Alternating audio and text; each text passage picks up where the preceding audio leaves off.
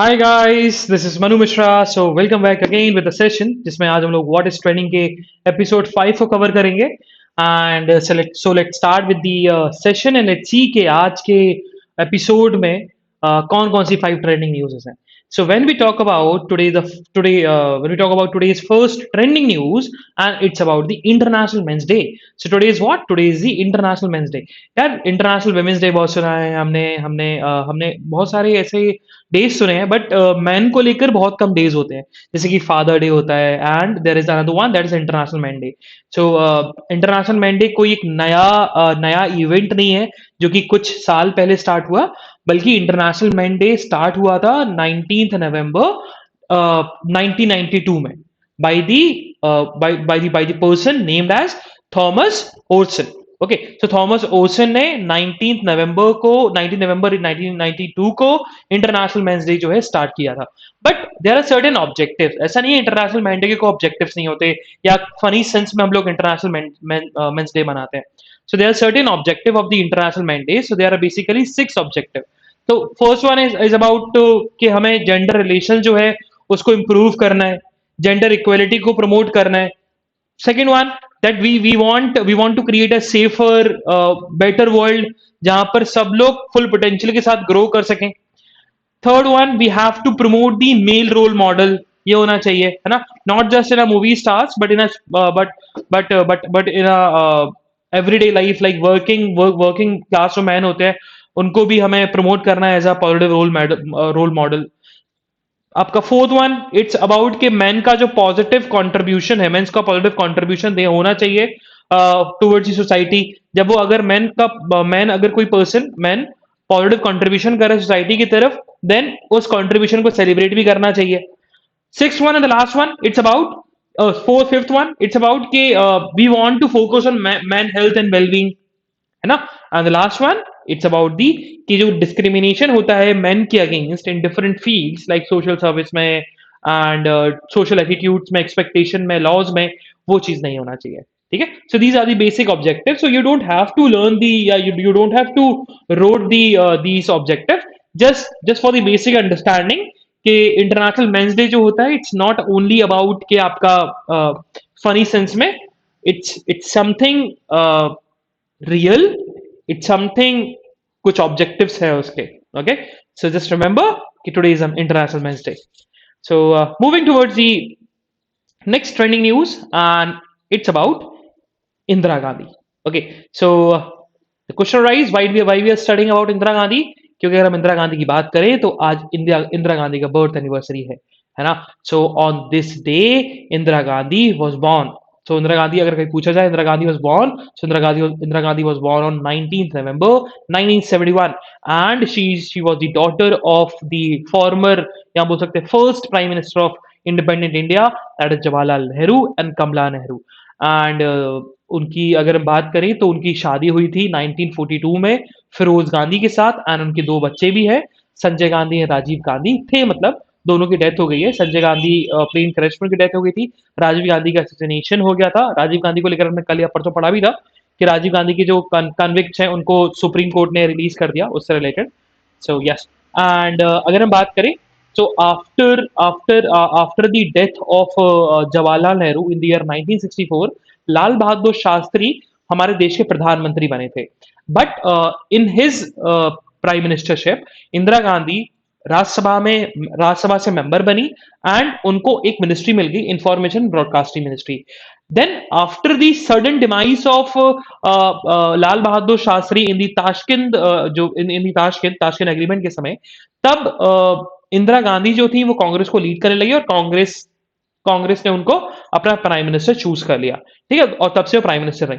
और उनकी prime ministership में बात की जाए तो बहुत मेजर मेजर इवेंट हुए, जैसे कि नेशनलाइजेशन ऑफ बैंक्स बहुत बड़ा इवेंट था।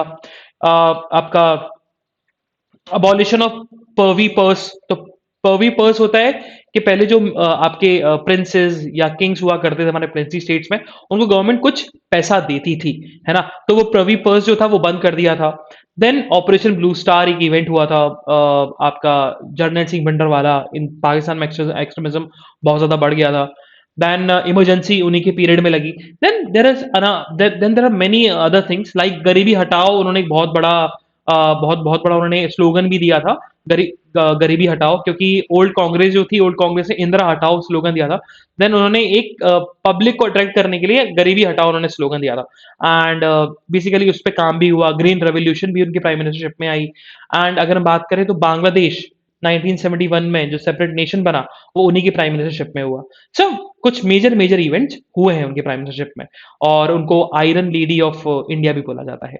Okay, so let's move on to the third trending news, and it's about Maharani Lakshmibai. पता नहीं 19th ऑफ नवंबर को बहुत सम आयरन लेडी जैसी वुमेन की बर्थ एनिवर्सरी होती है। सो 19th November is the birth date of Maharani Lakshmibai. So she was born on 19th November 1822 in the city of Varanasi, जो कि उत्तर प्रदेश में है, जहाँ से एमपी नरेंद्र मोदी हैं। एंड उनका ना बहुत बड़ा रोल रहा है इंडिया के इंडिपेंडेंस में, इंडिया के इंडिपेंडेंस के स्ट्रगल में। सो अगर हम बात करें तो फर्स्ट वॉर ऑफ इंडिपेंडेंस, जो कि फर्स्ट वॉर ऑफ इंडिपेंडेंस जिसको हम लोग रिवॉल्ट ऑफ 1857 बोलते हैं। सो रिवॉल्ट ऑफ 1857 में उन्होंने फाइट किया था, उनका बहुत बड़ा पार्टिसिपेशन था।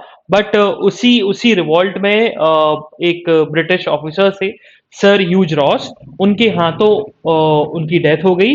एंड उनके हाथों मतलब उनके अगेंस्ट वॉर हुआ, ब्रिटिशर्स को वो लीड कर रहे थे। एंड 1858 में उनकी डेथ हो चुकी थी।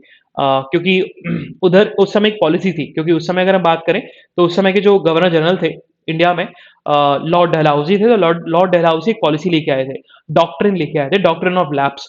तो डॉक्ट्रिन ऑफ लैप्स का जो सिंपल सा फंडा था वो यही था कि अगर किसी किंग या क्वीन का कोई लेजिटिमेट चाइल्ड नहीं है, मतलब खुद का बॉर्न चाइल्ड नहीं है, बॉर्न सन नहीं है, तो फिर जो उनकी टेरिटरी है वो डायरेक्टली ब्रिटिश कंट्रोल करेगी। कोई उनका क्या बोल सकते हैं, जो उनके अडॉप्टेड सन है या डॉटर है वो लीड नहीं कर सकते। ठीक है, जो उनके रियल सन है या रियल डॉटर है वही अ, आपके किंग या क्वीन बनेंगे, है ना, इनहेरिटेंस वही होगा।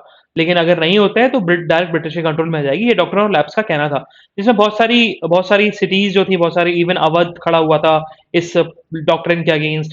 एंड कानपुर से में भी हुआ था, बिहार में जो था, बिहार में भी थे जमींदार थे, उन्होंने भी इस चीज के अगेंस्ट रिवॉल्ट किया था। एंड झांसी का भी बहुत बड़ा इन्वॉल्वमेंट था। तो महारानी लक्ष्मीबाई का बहुत बड़ा कंट्रीब्यूशन रहा है हमारे first war of independence, also known as revolt of 1857। Okay, towards the third trending news, and again it's about BCCI. Okay, so BCCI क्यों?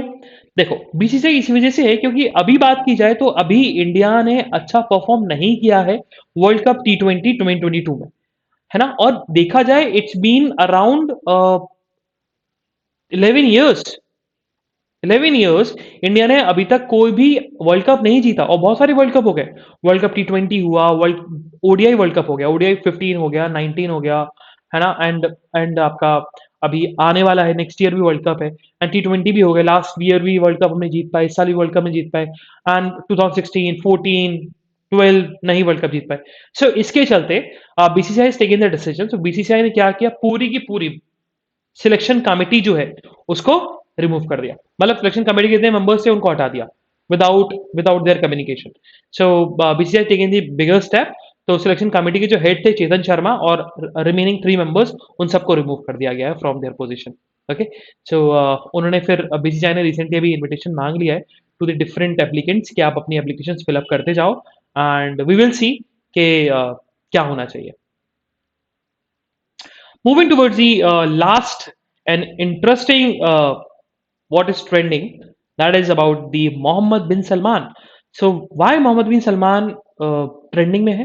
उसका रीजन ये है कि रिसेंटली यूएस ने बोल दिया है कि मोहम्मद बिन सलमान जो हैं वो, उनको पूरी इम्यूनिटी दी जाएगी इन दी जमाल खगोसी वाले मर्डर केस में। सो व्हाट हैपेंड, जमाल खगोसी की अगर हम बात करें तो जमाल खगोसी ना बॉर्न इन सऊदी अरेबिया, तो सऊदी अरेबिया के में बॉर्न हुए थे।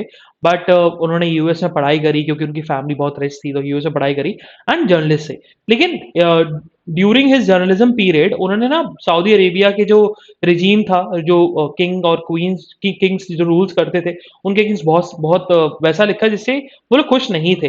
देन इन द ईयर 2018 में इस्तांबुल में जो सऊदी अरेबिया की एम्बेसी है, वहां पर वो गए, बट सीसीटीवी फुटेज एंट्री की तो मिली, एग्जिट की उनकी सीसीटीवी फुटेज नहीं मिली। उसके बाद वो गुम हो गए। एंड ऐसा स्पेकुलेशन है, एंड बहुत सारे एजेंसीज ने भी यही बोला है कि देर आर चांसेस कि जमाल खगोसी जो है उनको मार दिया गया है, एंड उनकी डेथ हो चुकी है, डिक्लेयर भी कर चुका है कि उनकी डेथ हो चुकी है। एंड उसके साथ साथ उनके मार भी दिया है, और उसके साथ साथ जो सबसे बड़े एक्यूज हैं इस केस में, वो है मोहम्मद बिन सलमान, क्योंकि मोहम्मद बिन सलमान ने ही ऑर्डर दिया था, जो कि क्राउन प्रिंस है आपके सऊदी अरेबिया के एंड प्राइम मिनिस्टर भी हैं, उन्होंने ही ऑर्डर दिया था कि जमाल खगोसी को मार दीजिए। एंड यस, सो इसके चलते यूएस में जो बाइडेन एडमिनिस्ट्रेशन है, उन्होंने बोला है कि देखो, जब सब मोहम्मद बिन सलमान को परेशान होने की जरूरत नहीं है, उनको फुल इम्यूनिटी दी जाएगी, क्योंकि वो एक नेशन के हेड है ना, एक सॉवरेन नेशन के हेड है। So we will give the full immunity in the Jamal Khashoggi murder case. Okay, so this is the 5 trending news of today's episode. तो कल हम लोग फिर मिलेंगे with some exciting trending newses. तब तक के लिए bye bye, have fun and enjoy your day. Bye bye guys.